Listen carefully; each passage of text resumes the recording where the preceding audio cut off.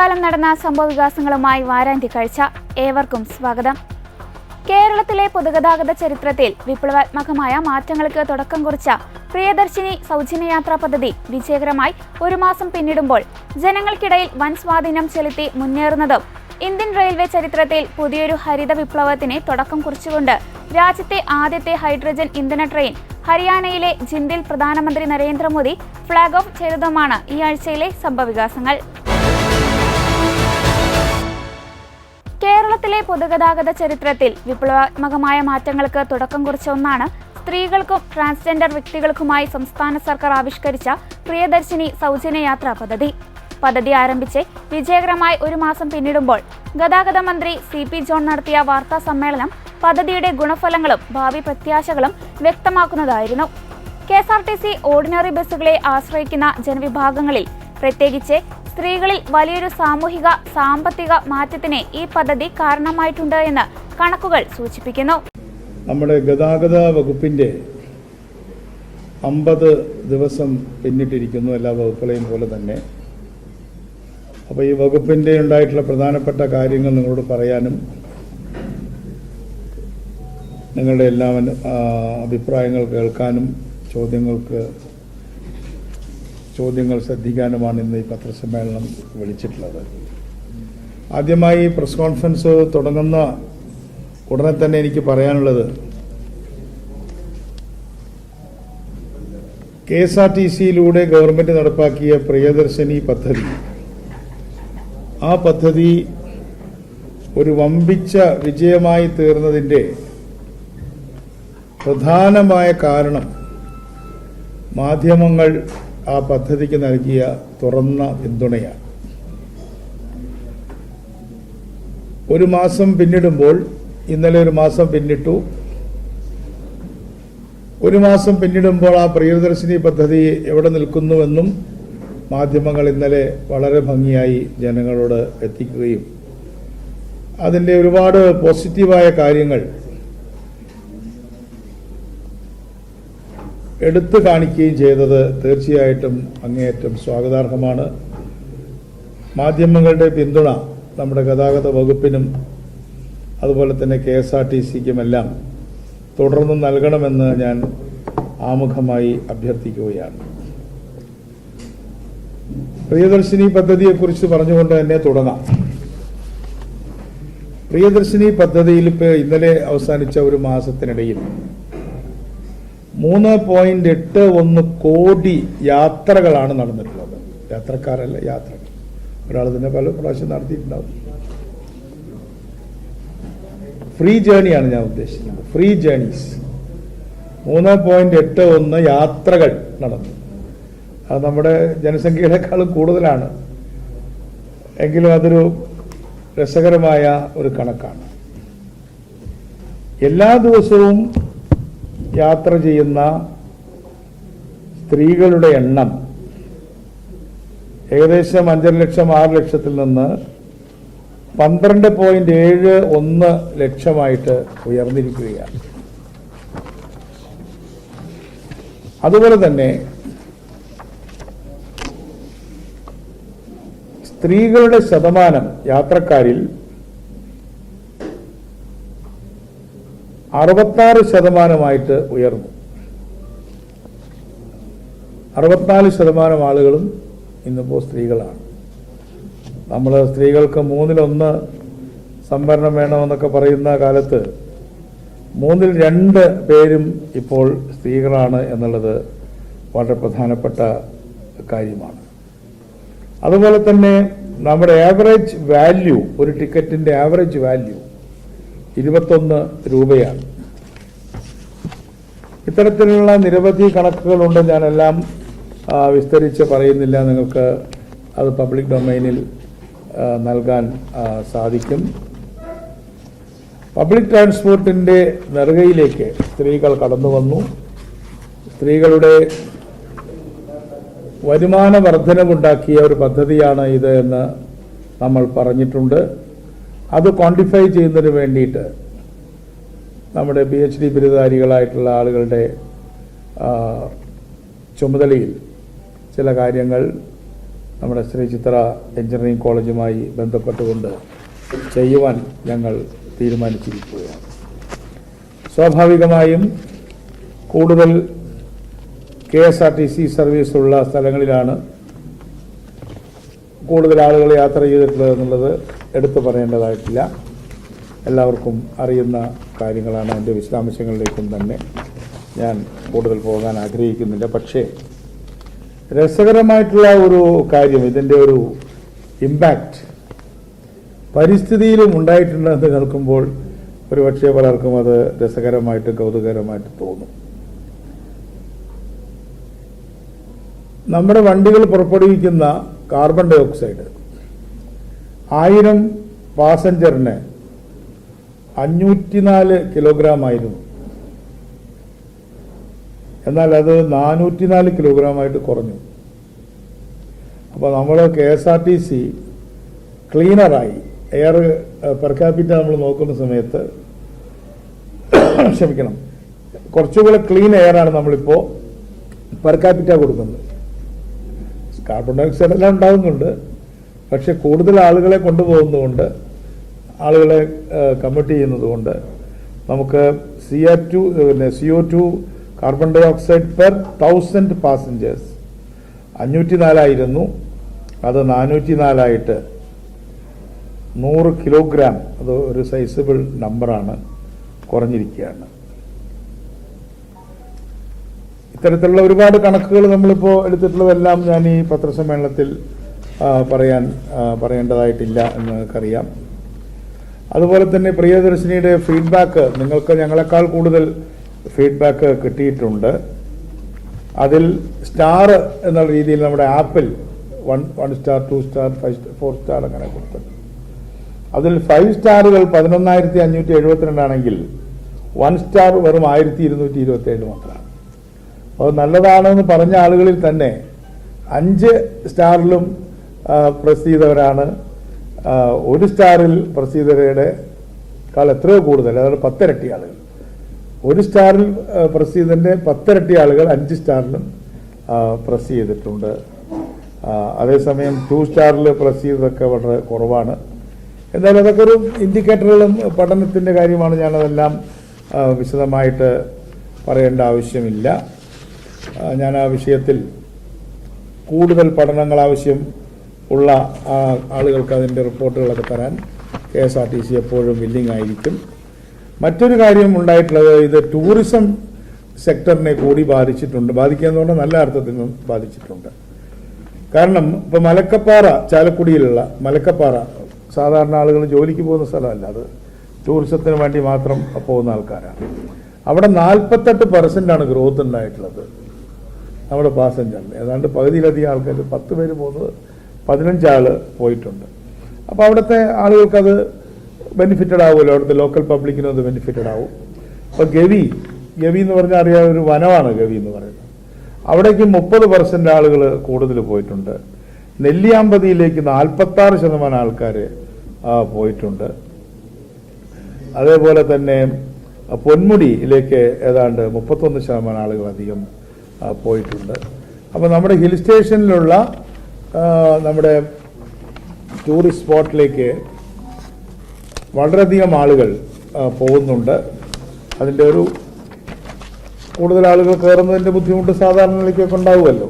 എങ്കിലും അതൊക്കെ നമുക്കിനി മിറ്റിഗേറ്റ് ചെയ്യേണ്ട കാര്യങ്ങളാണ് എന്നാണ് എനിക്ക് ആദ്യമുഖമായിട്ട് പറയാനുള്ളത്. എന്തായാലും നമ്മളെ സംബന്ധിച്ചിടത്തോളം ഒരു വലിയ സക്സസ്ഫുള്ളായിട്ടുള്ള ഒരു പദ്ധതി നടപ്പാക്കിയതിൻ്റെ ചാരിതാർത്ഥ്യത്തിൽ ഞങ്ങൾ ഡിപ്പാർട്ട്മെൻറ്റ് മുന്നോട്ട് പോകുമ്പോൾ നിങ്ങൾ വലിയ പിന്തുണ നൽകി. ജനങ്ങളും അത് നല്ല രീതിയിൽ അതിനെ പിന്താങ്ങിയെന്ന് മാത്രമല്ല, പൊളിറ്റിക്കലായിട്ട് പറയുമ്പോൾ ആദ്യത്തെ ദിവസത്തെ ഉദ്ഘാടനത്തിന് പ്രതിപക്ഷം വരില്ല എന്നൊക്കെ പറഞ്ഞെങ്കിലും പ്രതിപക്ഷത്തിൻ്റെ ഭാഗത്തു നിന്നും വളരെ നല്ല ഒരു സമീപനം, അതിനെ എതിർക്കുന്നതോ അതിനെ വേണ്ടാന്ന് പറയുന്നതുമായിട്ടുള്ള, അതിനെ നിരുത്സാഹപ്പെടുത്തുന്ന യാതൊരു തരത്തിലുള്ള നടപടിക്രമങ്ങളും ഉണ്ടായില്ല എന്നുള്ളതിൽ പ്രതിപക്ഷ കക്ഷികളോട് ഞങ്ങൾക്ക് വളരെയധികം, രാഷ്ട്രീയം ഞാൻ പറയാണ്, വളരെ തൃപ്തിയാണുള്ളത്. അവരുടെ സംഘടനകളിൽ ചില സംഘടനകളൊക്കെ ഒരു ദിവസമൊക്കെ വനിതാ സംഘടനയൊക്കെ സമരം ചെയ്തെങ്കിലും അത് ഒന്ന് പിന്മാറുകയാണ് ചെയ്തത്. അതെല്ലാം ക്ഷമിക്കണം, അതെല്ലാം തന്നെ നമുക്ക് വലിയ ആവേശം നൽകിയിട്ടുണ്ട്. മറ്റു കാര്യങ്ങൾ ഞാൻ ചുരുക്കത്തിൽ പറയാം. നമ്മുടെ വാഹന, പ്രത്യേകിച്ചും KSRTCയെ സംബന്ധിച്ചിടത്തോളം നമ്മൾ 2 നയങ്ങളാണ് ഇപ്പോൾ എടുത്തിട്ടുള്ളത്. ഒന്ന് വികേന്ദ്രീകരിക്കുക, നമ്മുടെ അഡ്മിനിസ്ട്രേഷൻ്റെയും മറ്റും കാര്യങ്ങൾ വികേന്ദ്രീകരിക്കുക. മറ്റൊന്ന് ജനകീയവൽക്കരിക്കുക. വികേന്ദ്രീകരണം, ജനകീയവൽക്കരണം എന്നീ 2 ആശയങ്ങളുടെ പുറത്താണ് ഞങ്ങളിപ്പോൾ മുന്നോട്ട് പോയിക്കൊണ്ടിരിക്കുന്നത്. അതിൻ്റെ ഭാഗമായി ഞങ്ങളുടെ എല്ലാ ഡിപ്പോകളിലും 94 ഡിപ്പോകളിൽ MLA-മാർ, അതാത് സ്ഥലത്തെ MLA-മാർ ചെയർമാനായിട്ടുള്ള ഒരു ട്രാൻസ്പോർട്ട് മാനേജ്മെന്റ് കമ്മിറ്റി ഈ ആഴ്ച തന്നെ നിലവിൽ വരും. ക്ഷമിക്കണം. അതിൻ്റെ എല്ലാ തരത്തിലുള്ള നടപടികളും ഓർഡറുകളുമായി കഴിഞ്ഞു. എല്ലാ നിയമസഭാ പ്രാതിനിധ്യമുള്ള പാർട്ടികൾക്കും അതിൽ അംഗത്വം ഉണ്ടായിരിക്കും. ഒപ്പം തന്നെ മുനിസിപ്പൽ ചെയർമാൻ അല്ലെങ്കിൽ മേയർ അല്ലെങ്കിൽ പഞ്ചായത്ത് പ്രസിഡന്റ് അവർക്കും അതിൽ അംഗത്വം ഉണ്ടായിരിക്കും. മുനിസിപ്പാലിറ്റി ആണെങ്കിൽ ഈ ഡിപ്പോ നിൽക്കുന്ന സ്ഥലത്തെ കൗൺസിലറും അതിൽ അംഗമായിരിക്കും. പഞ്ചായത്താണെങ്കിൽ മെമ്പറായിരിക്കും. പ്രിയദർശിനി പദ്ധതിയുടെ പ്രധാന ലക്ഷ്യം സ്ത്രീകളുടെ സഞ്ചാര സ്വാതന്ത്ര്യവും സാമ്പത്തിക ഭദ്രതയും ഉറപ്പാക്കുക എന്നതായിരുന്നു. പദ്ധതി തുടങ്ങി വെറും 1 മാസത്തിനുള്ളിൽ 3.81 കോടി സൗജന്യ യാത്രകളാണ് സ്ത്രീകൾ കേരളത്തിലുടനീളം നടത്തിയത്. KSRTC ഓർഡിനറി ബസ്സുകളിലെ പ്രതിദിന സ്ത്രീ യാത്രക്കാരുടെ എണ്ണം 5.5 ലക്ഷത്തിൽ നിന്ന് 12.71 ലക്ഷമായി ഉയർന്നു എന്നത് പദ്ധതിയുടെ ജനപ്രീതി വെളിപ്പെടുത്തുന്നു. നിലവിൽ ഓർഡിനറി ബസ്സുകളിൽ യാത്ര ചെയ്യുന്നവരിൽ 66% സ്ത്രീകളാണ്. പുരുഷന്മാരുടെ യാത്രാ നിരക്കിൽ കുറവൊന്നും വരാതെ തന്നെ ഇത്രയും വലിയൊരു സ്ത്രീ പങ്കാളിത്തം ഉറപ്പാക്കാൻ സാധിച്ചു എന്നത് പദ്ധതിയുടെ വലിയൊരു നേട്ടമാണ്. മലക്കപ്പാറ, നെല്ലിയാമ്പതി, ഗവി, പൊന്മുടി തുടങ്ങിയ വിനോദസഞ്ചാര മേഖലകളിലേക്ക് സ്ത്രീകളുടെ യാത്രാ നിരക്കിൽ 30% മുതൽ 48% വരെ വർധനവ് രേഖപ്പെടുത്തിയത് സ്ത്രീകളുടെ സ്വതന്ത്രമായ സഞ്ചാര സംസ്കാരത്തിന് പുതിയൊരു ഉണർവേകി. ആധുനിക സാങ്കേതിക വിദ്യയുടെ സഹായത്തോടെ KSRTC ആപ്പിലൂടെ 11,500-ലധികം 5-സ്റ്റാർ റേറ്റിംഗുകൾ നേടി മികച്ച പ്രതികരണത്തോടെയാണ് പ്രിയദർശിനി പദ്ധതി മുന്നേറുന്നത്. സാമ്പത്തിക ബാധ്യതകളും ബസ്സുകളുടെ കുറവും പോലുള്ള വെല്ലുവിളികൾ നിലനിൽക്കുന്നുണ്ടെങ്കിലും കൃത്യമായ ആസൂത്രണത്തിലൂടെയും വികേന്ദ്രീകൃത ഭരണത്തിലൂടെയും ഇതിനെ മറികടക്കാൻ സർക്കാരിന് സാധിക്കും. ചുരുക്കത്തിൽ സ്ത്രീകളുടെ സാമൂഹിക പദവി ഉയർത്തുന്നതിനൊപ്പം പൊതുഗതാഗതത്തെ കൂടുതൽ ജനകീയവും പരിസ്ഥിതി സൗഹൃദവുമാക്കാൻ പ്രിയദർശിനി പദ്ധതിക്ക് സാധിച്ചിട്ടുണ്ട് എന്നതിൽ തർക്കമില്ല. ഇന്ത്യൻ റെയിൽവേയുടെ ചരിത്രത്തിൽ ഒരു പുതിയ സുവർണാധ്യായം കുറിക്കപ്പെട്ട വാരമാണിത്. രാജ്യം പൂർണ്ണമായും പരിസ്ഥിതി സൗഹൃദമായ ഒരു പുതിയ യാത്രായുഗത്തിലേക്ക് പ്രവേശിച്ചിരിക്കുന്നു. ഇന്ത്യയിലെ ആദ്യത്തെ ഹൈഡ്രജൻ ഇന്ധന ട്രെയിൻ ഹരിയാനയിലെ ജിദ്ദിൽ പ്രധാനമന്ത്രി നരേന്ദ്രമോദി ഫ്ളാഗ് ഓഫ് ചെയ്തു. കാർബൺ പുറന്തള്ളൽ പൂർണ്ണമായും ഒഴിവാക്കുന്ന ഈ ഗ്രീൻ റെയിൽ സാങ്കേതിക വിദ്യ കൈവരിക്കുന്ന ലോകത്തിലെ ചുരുക്കം ചില രാജ്യങ്ങളിൽ ഒന്നായി ഇനി ഭാരതവുമുണ്ട്. പരിസ്ഥിതി മലിനീകരണത്തിനെതിരെയുള്ള ഇന്ത്യയുടെ വലിയൊരു മറുപടിയാണ് ഈ പുതിയ ഹൈഡ്രജൻ ട്രെയിൻ. ലോകരാജ്യങ്ങൾക്ക് മുന്നിൽ സാങ്കേതിക മികവുകൊണ്ട് ഭാരതം വീണ്ടും തലയുയർത്തുന്ന കാഴ്ചയാണ് നാം ഇവിടെ കണ്ടത്. വരും ദിവസങ്ങളിൽ കൂടുതൽ ഗ്രീൻ ട്രെയിനുകൾ ഇന്ത്യൻ ട്രാക്കുകളെ കീഴടക്കുമെന്ന് നമുക്ക് പ്രതീക്ഷിക്കാം. साथियों, अगर हम रेलवे के इतिहास पर नजर डालें तो पाते हैं कि 19वीं सदी के रेलवे की पहचान स्टीम इंजन से बने थे. 20वीं सदी की पहचान डीजल और बिजली से चलने वाली रेल बनी और अब 21वीं सदी की रेल हाइड्रोजन से चलने वाली है. आज भारतीय रेल ने भी 21वीं सदी की इस टेक्नोलॉजी में एक बड़ा स्टेप लिया है. आज जिंद से सोनीपत के बीच हाइड्रोजन ट्रेन चली है. अभी ये सफर 90 किलोमीटर का है, लेकिन भविष्य में इसका विस्तार होने की बहुत संभावनाएं हैं.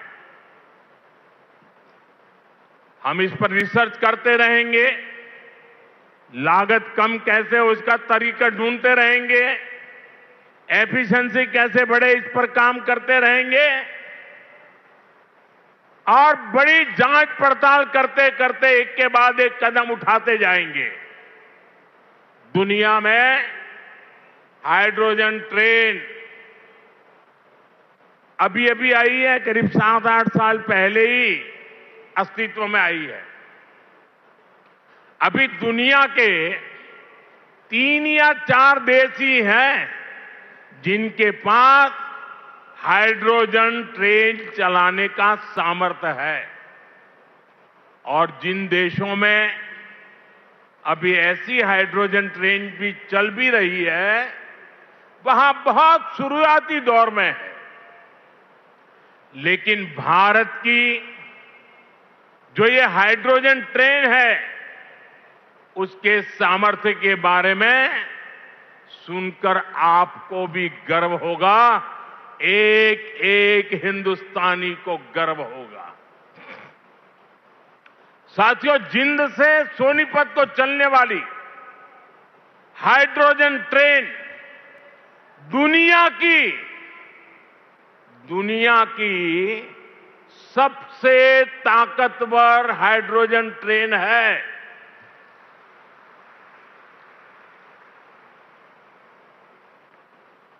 ये हाइड्रोजन ट्रेन 3200 हॉर्स पावर की है, 3200 हॉर्स पावर। और सबसे ताकतवर ही नहीं, भारत की हाइड्रोजन ट्रेन सबसे लंबी भी है। दुनिया में जहां हाइड्रोजन ट्रेन चल रही है वो 3 या 4 कोच वाली है, और भारत ने पहली बार में सीधे 10 कोच वाली हाइड्रोजन ट्रेन चलाकर दुनिया में अपना झंडा गाड़ दिया है। ഇന്ത്യൻ റെയിൽവേയുടെ ചരിത്രത്തിലെ വലിയൊരു നാഴികക്കല്ലാണിത്. ഹരിയാനയിലെ ജിന്ദ് സോണിപത് റൂട്ടിലാണ് രാജ്യത്തെ ആദ്യത്തെ ഹൈഡ്രജൻ ട്രെയിൻ ഓടിത്തുടങ്ങിയത്. പൂർണ്ണമായും ഇന്ത്യയിൽ തന്നെ രൂപകൽപ്പന ചെയ്ത് വികസിപ്പിച്ചെടുത്ത നമോ ഗ്രീൻ റെയിൽ ലോകത്തിലെ തന്നെ ഏറ്റവും നീളമേറിയ ബ്രോഡ് ഗേജ് ഹൈഡ്രജൻ ട്രെയിൻ എന്ന റെക്കോർഡോടെയാണ് ട്രാക്കിലിറങ്ങുന്നത്. ഇതോടെ ജർമ്മനി, ജപ്പാൻ, ചൈന, അമേരിക്ക എന്നീ രാജ്യങ്ങൾക്ക് ശേഷം ഹൈഡ്രജൻ റെയിൽ സാങ്കേതിക വിദ്യ സ്വന്തമാക്കുന്ന പ്രമുഖ രാജ്യങ്ങളുടെ നിരയിലേക്ക് ഇന്ത്യയും എത്തിച്ചേർന്നു. പൂർണ്ണമായും പരിസ്ഥിതി സൗഹൃദമായ സാങ്കേതിക വിദ്യയിലാണ് ട്രെയിൻ പ്രവർത്തിക്കുന്നത്.